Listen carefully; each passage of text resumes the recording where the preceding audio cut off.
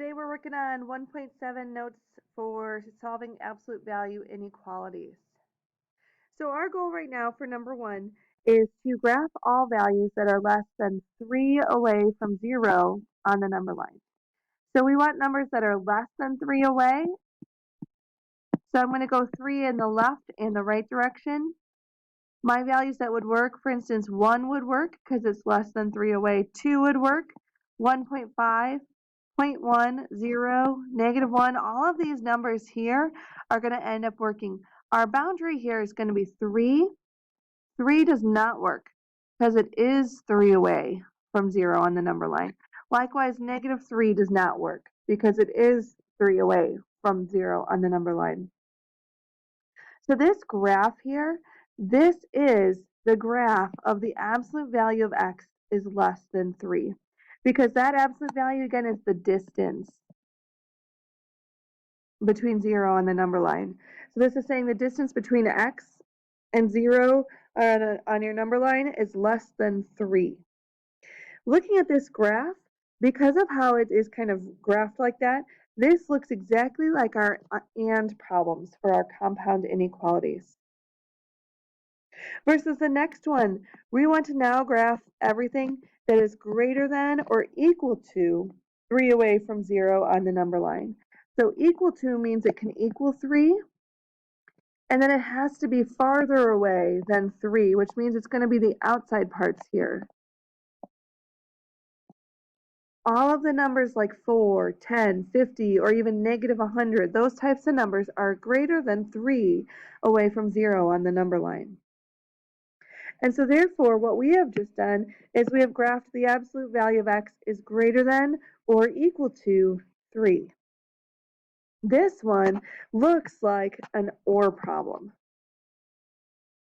And so those are actually going to come back into play when we are starting to solve these inequalities on our own. So here are the rules for the absolute value inequalities, and some of it is going to match what we did with the equation part. So this first part's going to be the same. You need to get the absolute value part alone, just like the equations ones.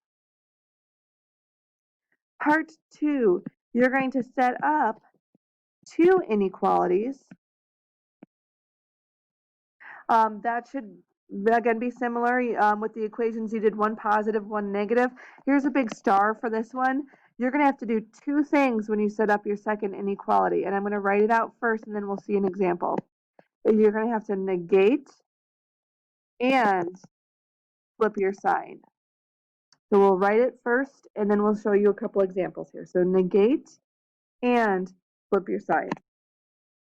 After you do that, you're going to solve whatever remains and then answer the question. And problems. Once you get the absolute value alone, you're going to have like something here is less than some number. So and problems are going to be anytime you have that less than sign. And I'm going to say it a weird way. I'm going to say it less than. Okay? So if you have a less than sign, you know it's going to be an and problem. So when you set up your 2 equations, the first one's going to be normal. X is less than your number. In between here, you're going to have to write the word and. For your other inequality, the x part remains the same, but we're going to do 2 things. We're going to negate, which means whatever that number was, it's going to become negative, that number. The second thing we have to do is we have to flip our sign. So the less than becomes greater than. So when you are setting up your 2 inequalities, you negate it and you flip your sign. Now an OR problem is going to be a greater than.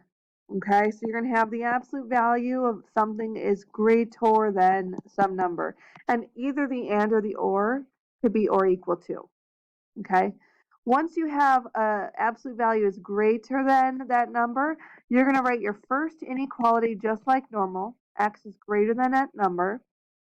Then you're going to write the word or.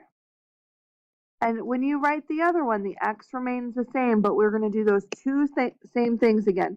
You're going to negate, which means whatever that number is, it becomes negative. And then you're also going to flip your sign. So the greater than becomes less than. Okay? So the other thing here, I'm going to say or, again, a weird way. This is going to be a greater. That can help you remember that. And if it's a greater, it's an or problem. It's a greater. So let's take a look at what this means for example 3. We're going to kind of put it all together here. So for example 3, step 1, get the absolute value alone. Well, that one's good already. Step 2, we're going to set up two inequalities. So the first inequality, we're going to leave x is greater than 15 alone. For the other one, we're going to do x and we're going to negate 15.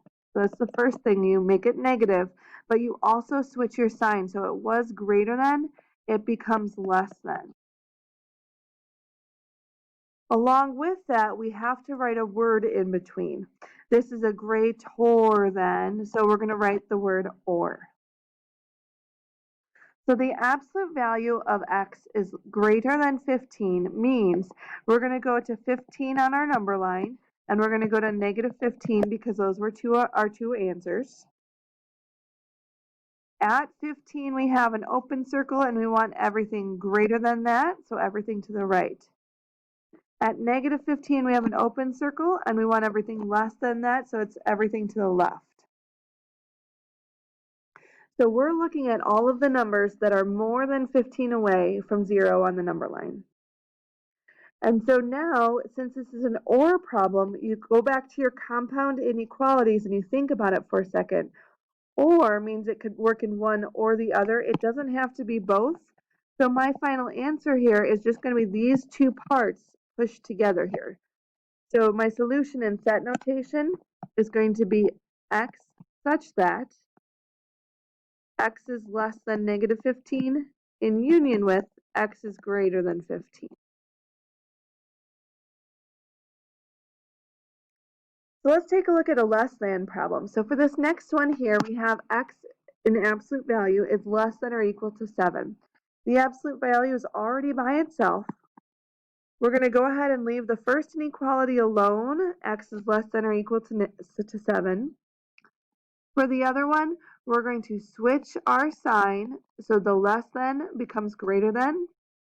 And we're going to negate, meaning make it negative 7. We need a word in between here, so it's less than, so it's an and problem. So now to graph it, I go to negative 7 and positive 7 on my number line. I have a filled in circle because of the or equal to part. Everything less than 7, and then greater than negative 7, including those values.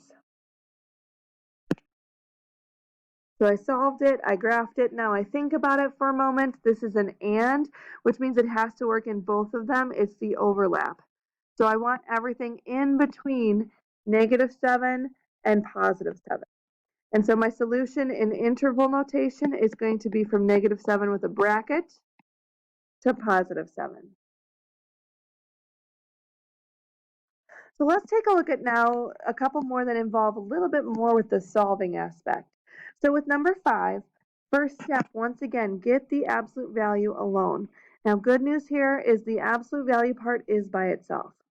So now we're going to set up our two equations. We write x minus 1 is greater than or equal to 3. And then for our other one, we leave the x minus 1 alone, but we flip our sign so it becomes less than or equal to. And we also make the 3 negative 3. And so the other thing is we do need a word in between here. This is greater than, so it's an or problem. So now we've set up our two inequalities. We need to take each of these and solve.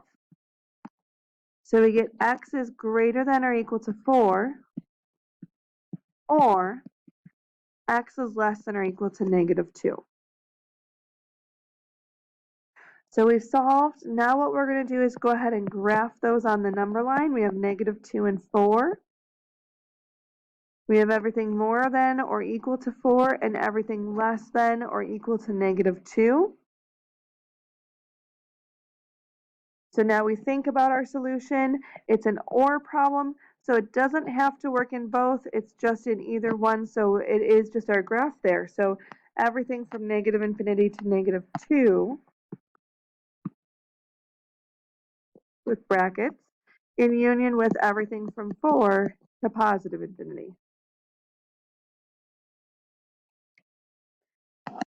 So number 6 here, this is the first one where we have to get that absolute value alone before we can do anything.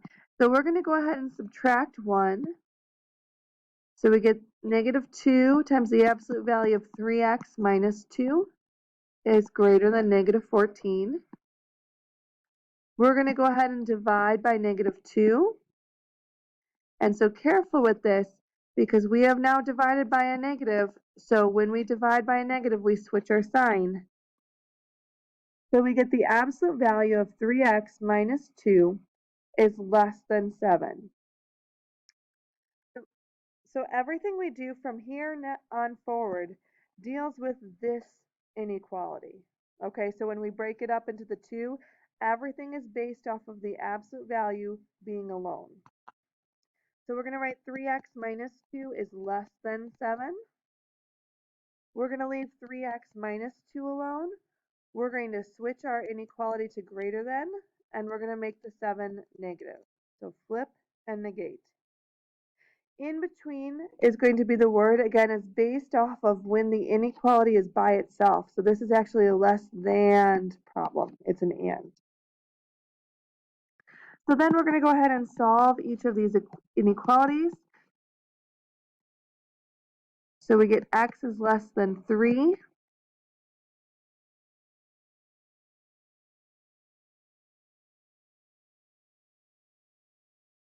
And x is greater than negative 5/3. So we're going to graph them on the number line. And once again, we're looking at this as an and problem.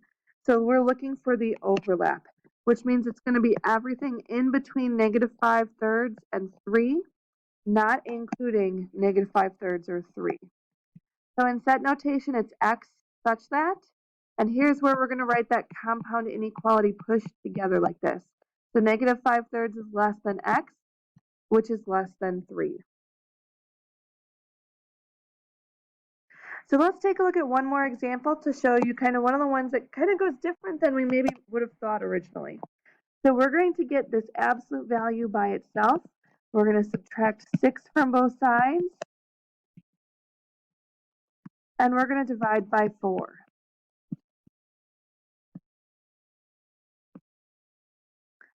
At this point, the absolute value is by itself. So I'm going to split this up into two inequalities. 3x minus 1 is less than negative 1.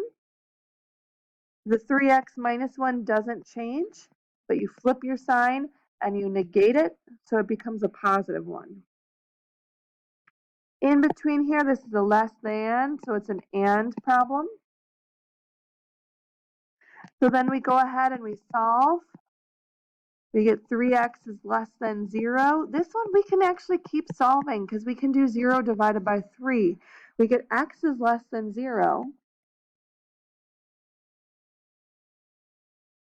And then as we solve the other one, we get x is greater than 2/3. But again, the word in between here is and.